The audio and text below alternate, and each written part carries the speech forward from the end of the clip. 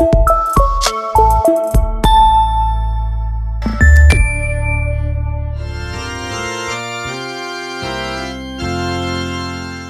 mofinaina isan'andro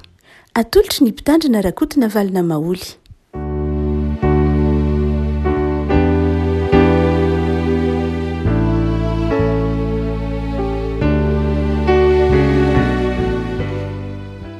Faly manahaba tsika ry avako malala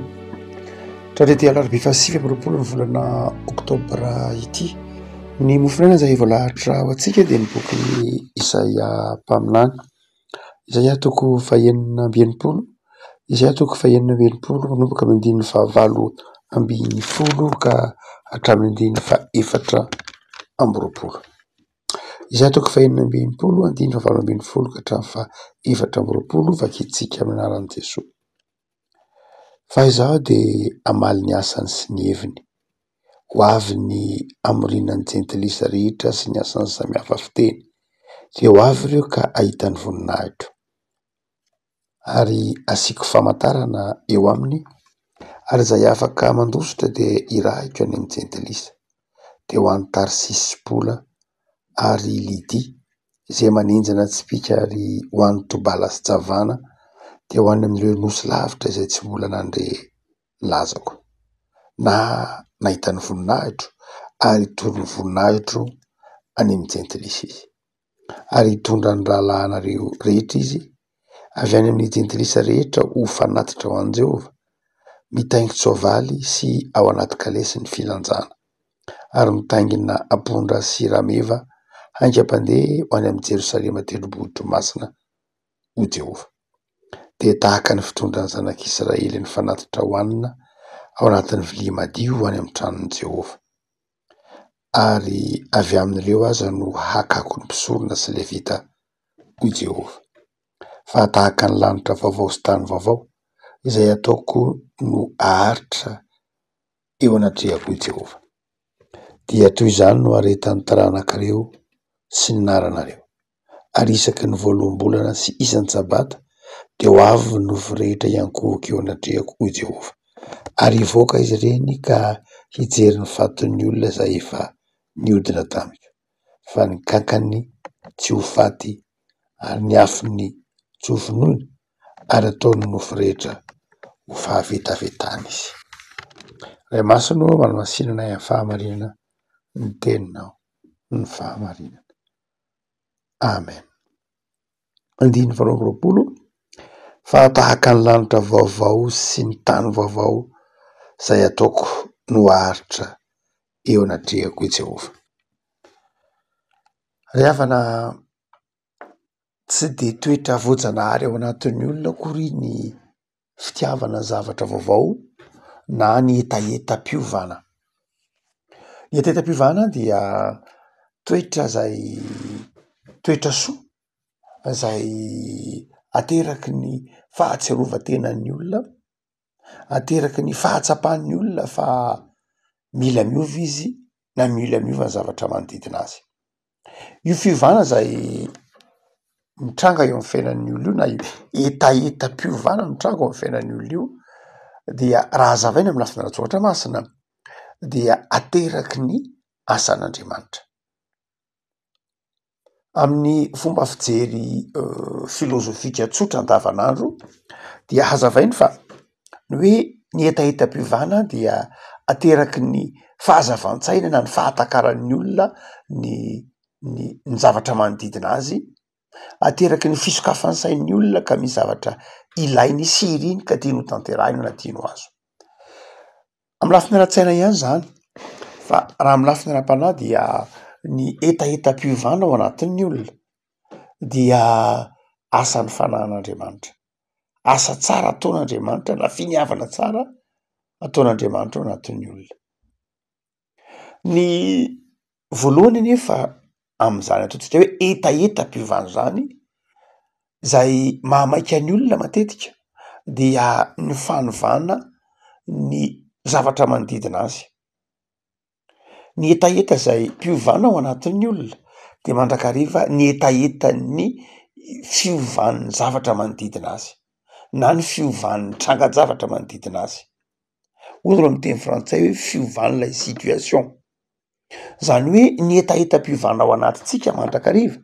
na de ataontsika hoe tsy voajanahary ateraky ny maha-olombelona azy io fa ateraky ny asan'Andriamanitra na koa mety hoe ateraky ny fahazavan-tsaina fotsiny ananantsika de mandrakariva ny zavatra tiatsika dia lay fiovan'ilay trangan'ny zavatra manodidina atsika.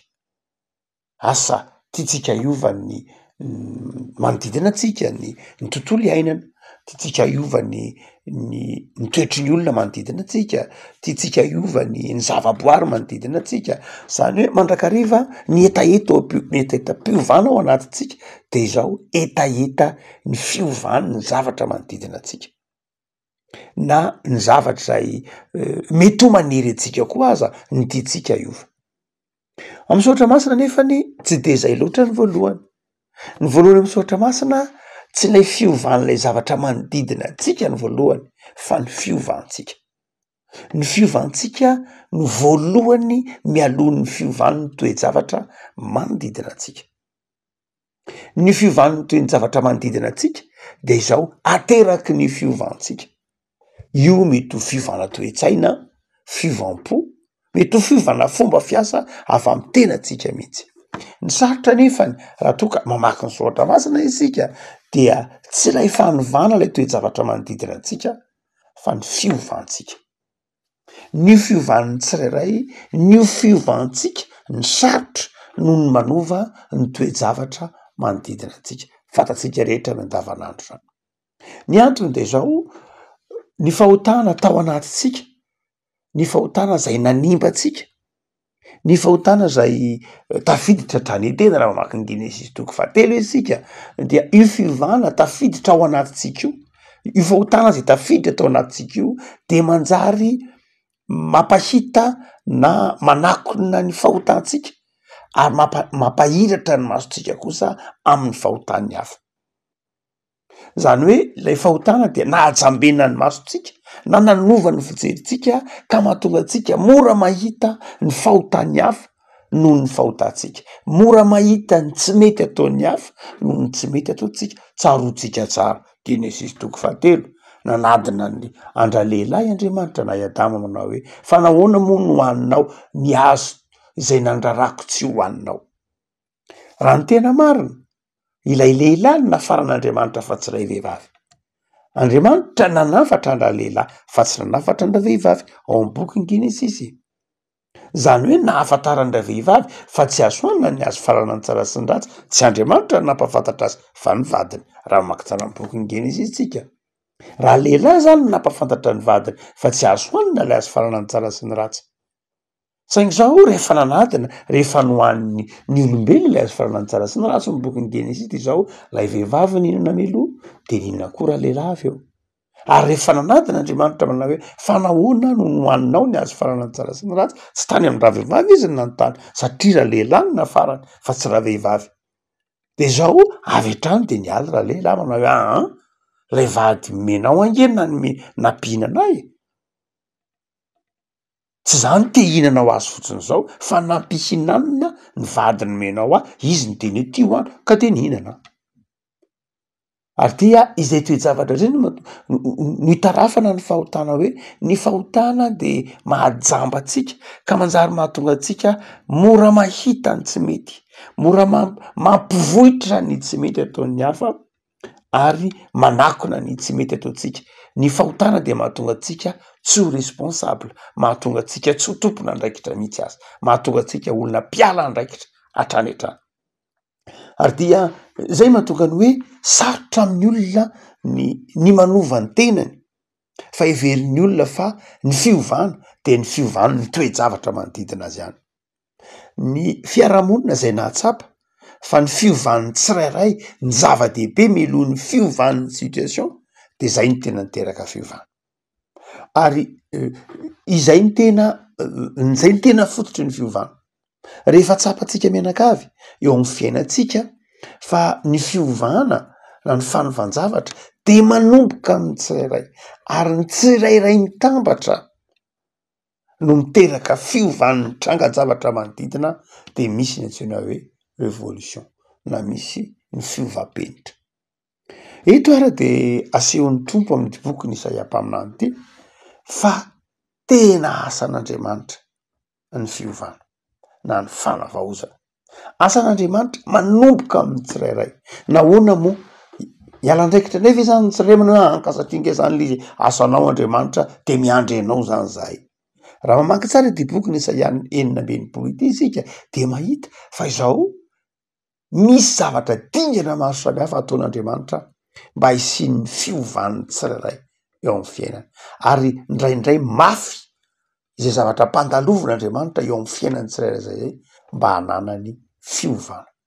Mahafinaritra amin'ny baiboly ny ataony hoe fiovana dia fibebahana. Rehefa miteny hoe fibebahana, meta Noé ny teny grika, meta miova, fanovana, transformer. Noé nosa toe-tsaina, zany hoe ny fibebahana dia fiovana toe-tsaina, fiovan'ny tsirairay ny toe-tsaina aloha, tsy fiovan'ilay zavatra mitranga, tsy fiovan'ilay zavatra manodidina ny voalohany, fa lay metano hoe dia fiovana toe-tsaina. Ary izay fanovana toe-tsaina zay na fiovana toe-tsaina zay le ambaran'ny teny hebreo hoe sova, na ve fitodiana amin'ny lalana teo aloha ka fandraisana lalana vaovao. Zany hoe tena fanaovana todika ivo, zany hoe manao any an-damosina ilay lalana teo aloha ary mifidy lalana vaovao mifanohitra amin'iny. Io lalana vaovao mifanohitra amin'iny iny ilay lalana zay vokatry ny fanenana, vokatry ny fahatsapana, fa mila miova ny olona noho ny fitiavana an'Andriamanitra, noho ny fionana tamin'Andriamanitra.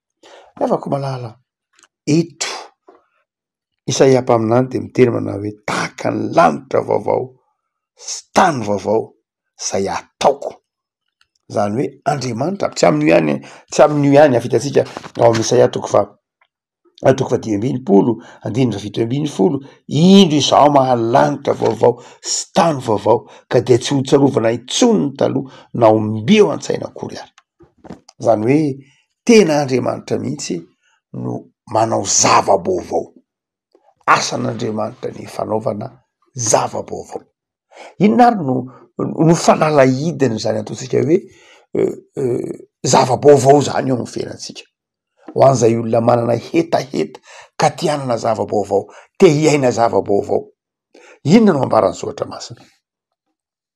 Voalohany dia asehon'ny Soratra Masina fa rehefa miteny hoe vaovao isika, rehefa miteny hoe zava-baovao tsika, rehefa miteny hoe lasa lay taloha indro vaovao reo, dia rehefa miteny hoe zava-baovao ny olona isika amin'ny Soratra Masina dia zavatra zay tsy vokatry ny nataon'olombelona fa nataon'Andriamanitra. Zava-mahagaga nataon'Andriamanitra fa tsy nataon'olombelona. Ary io zava-baovao zay ataon'Andriamanitra io dia zavatra mitondra fifaliana ho an'ny olona. Ny etaeta-piovana ary afaka malala ao anatin'ny olona zay hoentsika hoe fiovana miainga amin'ny tena, zay vao miatra, vao mipaka amin'ny manodidina antsika, dia izao etaeta asan'Andriamanitra, zavatra miabo zany ny etaeta-piovana. Indraindray amin'ny lafiny ataontsika hoe amin'ny lafiny psikolojia dia indraindray ny olona matahotra fiovana, matahotra ny hoe satria efa zatra, efa hoe iny foana le teo, dia indraindray ny olona matahotra fiovana. Izay tahotra fiovana zay mihitsy no mahatonga ny Soratra Masina manome toky fa ny fiovana dia asan'Andriamanitra, ny fanovana dia asan'Andriamanitra eo amin'ny fiainantsika tsirairay avy. Noho zany dia tao amin'ny tompo ary isika amin'ity mofinaina ity, iova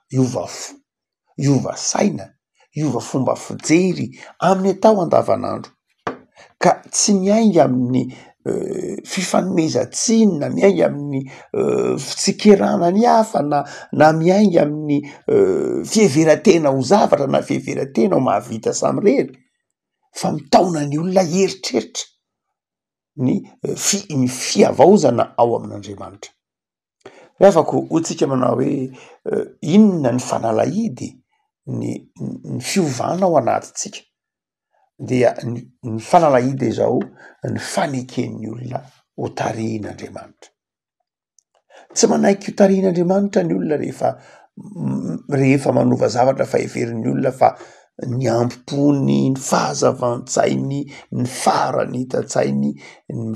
zany rehetra aby ny averin'ny olona fa mitondra fiovana eo amin'ny fiainany satria mety ho mandalo zavatsarotra izy mba te hiova fiainany izy de everiny fa lay materiel leo aminy no akisakisany mba hahafaha miova tsy zay ny soratra masina fa ny soratra masina de zao tena fiovana mihitsy raha ohatra ka nentin'Andriamanitra namakivaky ny hevitra ny zanak'Israely nandritry ny 7 taona zany hoe niala avy any Egipta izy 580 taona izy tany Egipta toe-tsaina andevo toe-tsaina zay fantatsika fa toe-tsaina ny zanahana toe-tsaina zatra miankina toe-tsaina zatra mora manometsiny toe-tsaina ataotsika koa hoe tsy mahay mifampitarika toe-tsaina tsy mifampatoky toe-tsaina mora manometsiny hitatsika zany ny toetra ny zanak'Israely hitatsika tany anefitra zany raha mamaky ny tantarany zanak'Israely sika Mosesy nitarika azy zay natonga Mosesy natahotra satria fantany tsara ny toe-tsaina ny zanak'Israely fa toe-tsaina mbola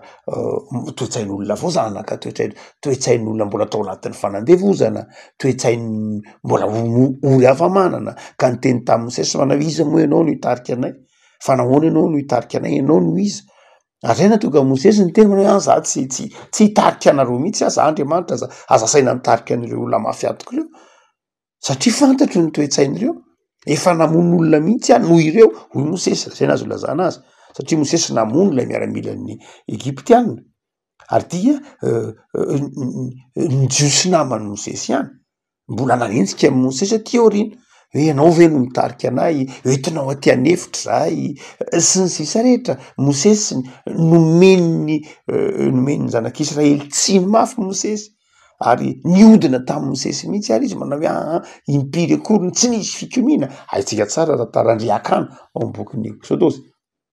nanohitra ny Mosesy ary dia izany toe-javatra izany dia atsapana hoe tsy mora akory ny tondran'Andriamanitra ny zanak'Israely ary ny antony tondrany azy nakany anefitra de tsotra mba analana zay toe-tsaina izay tsy avy hatrany de nentiny tany amin'ny tany Kanana tsy avy hatrany de ilay situation tsy avy hatrany de ilay trangan-javatra no novan'Andriamanitra fa izao lay toe-tsaina aloha lay fanovanan'lay toe-tsaina ela lavitra no ny fanovana ilay zavatra ny tranga rehetra lay fiovandrafitra raha toe-karena aty aoriana dia vokatry ny fiovan'lay toe-tsaina fotsiny no zany dia ny fiovana ao anatin'ny fiainantsika ry afaka malala mety misy zavatra iletsika iova eo amin'ny fiainantsika ny fari-piainantsika tiatsika iova ny fifandraisantsika eo atokantrano tiatsika iova ny fifandraisan'ny mpivady tiatsika iova fifandraisan'ny mpiray tam-po tiatsika iova zay mety ho zavatra mba tiatsika iova de izao no ambarany soratra masina manomboka eo amin'ny fahatokinao fa Andriamanitra ny voalohany tompon'ny fanovana tsy asan'olombelona zay no hitalaona amin'Andriamanitra zay no hibebahana amin'Andriamanitra zay no hifonana amin'Andriamanitra zay no angatahana amin'Andriamanitra mba hiasan'ny fanamasin'Andriamanitra ka hisy ilay fiovantsaina hisy ilay fiovampo hisy mihitsy aza ilay fiavozam-panahy asan'Andriamanitra io fa ny faharoa zay fanalahidy de zao ny tsirairay avy mihitsy ny tsirairay avy dia manana andraikitra am'izany fanovana sy fiovana ao anatin'ny tokantrano tsy hoe dada sy niny ihany de afaka mahova ny fiainatokantrano na ny ankizy ihany de afaka mahova ny fiainatokantrano na ny mpampianatra ihany de afaka mahova ny fiainana an-dakilasy na ny mpianatra ihany de afaka manova ny fiarahamonina ao an-dakilasy tsia fa ny fanapahan-kevitry ny rehetra ao anatin'ilay fiarahamonina kely ny miaraka manapa-kevitra hoe andahotsika hanova andahotsika iova rehefa samy resy lahatra vokatry ny fahazavan-tsaina hitarihiny fanan'Andriamanitra ny fiatrehana ilay fiovana zay ny fahalalahidy faharoa ary fahalalahidy fahatelo dia ny fiarahany rehetra mientana ao anatin'ny fanetretena ao anatin'ny fanetretena sy ny fitiavana ao anatin'ny fahadiovampo ny olana lehibe tamin'Andriamanitra rehefa novan'ny zanak'Israely izy de zao ela le vanim-potoana ela be le vanim-potoana raha tena jerena lalana tokony ataony zanak'Israely tapabolana nge na mahery kely niala avy any Egipta manao tonga ny tany Kanany fa nataony zanak'Israely 7 taona satria nahoana sarotra ho itsika teo le fiovana toe-tsaina ela lay fiovana ela satria misy toetra raiky tapisaka satria misy toetra ny fahotana ao anatin'ny olona dia ny tsy fahadiovam-pon'ny olona ny fitiavan-tenan'ny olona matoa ny akabeaza zany didy folo zay mampitodika ny olona ny fiarahamonina de zao ny fiarahamonina tsy natitena ny didy folo raha mamaky tsara isika akoatra ny didy folo de ny didy 320 dia didy zay manafatrafatra ny olona hiala amin'ny fitiavan-tena matoa mafy be ny teny hoe aza mangalatra aza mitsiritra sy ny hafa amin'ny didy io aza mamon'olona aza mijangajanga aza manova volombelona mandangy zany rehetrany dia didy izay raha tena jerena tsara de didy mampijoro ny olona ho tsy hanimba fiarahamonina didy mampijoro ny olona tsy ho titena didy mampijoro ny olona tsy eritreritra ny tena fa eritreritra ny hafa ihany izay mampasarotra ny hoe raha vao tsy madio fo madio saina ny olona dia tsy afa miara-miatrika ilay mba etairina ao anatin'ny tokantrano na etairina ao anatin'ny fiainam-pianakaviana rehavako marara ity mofonaina ity ara de manome toky fa rehefa miditra tsehatra Andriamanitra ao amin'ny fiainantsika ka olom-baovao isika de manjary fitaovan'ny fahatsarana tsy fitaovan'ny fanimbana fa fitaovan'ny fanatsarana tsy fitaovan'ny fandravana fa fitaovan'ny fanorenana rehavako alao ery ara mitodia amin'ny Jesosy lay efa niteny manao hoe indro avoziko ny zavatra rehetra de izy any hanavao ny fonao fa manomboka amin'ny fanavaozan'ny tompony fonao ny fibebahanao manomboka amin'ny fanavaozan'ny fanamasina ny sainao ny anovan'ny tompony manodidina anao ka anjary fifaliana ao anao ny fiainana isanandro ivavaka sika tompo misaotra anao zahay fa ianao Andriamanitra no manova ny fiainanay ho amin'ny fahatsarana ny fahotana de mahatonga anay tamana amin'ny ratsy ny fahotana de mahatonga anay tamana amin'ny zavatra tsy mety ary ndraindray ny fahotana manakona ny masonay ka nahitanay aza fa ratsy de mbola ataona ihany mamela anay tompo fa omeo anay ny etaetanao zavatra tsara etaeta zay ateraky ny fananana anao etaeta ateraky ny firaisana aminao Andriamanitra de omeo anay ny fijoroana amin'ny fiainana isanandro fa zay de manana anao Andriamanitra ka atao aminao hiavao hiala amin'ny ratsy hiala amin'ny tsy mety hiala amin'ny tsy fahamendrehana de avaozy tompo ny fonay ny fisainanay mba fitaovana maharitra eo ampelantananao zay amin'ny fahatsaram-piainana tahiny tontolo andronay Jesosy tahiny fikasana tsara rehetra ty anatinay de omeo anay ny faharetana amin'ny finoana sy ny fahatokinanao omeo anay ny fahasalamana ery tanjaka entinay hanompo anao ary zay rehetra mahasambatra anay omeo anay tompo mamelahany elo kay am'izay rehetra mety ho napalahelo anao nataonay na napalahelo ny namanay avaozy isanandro ny fanoloran-tenanay noho ny amin'ny Jesosy Kristy mpamonjy amen.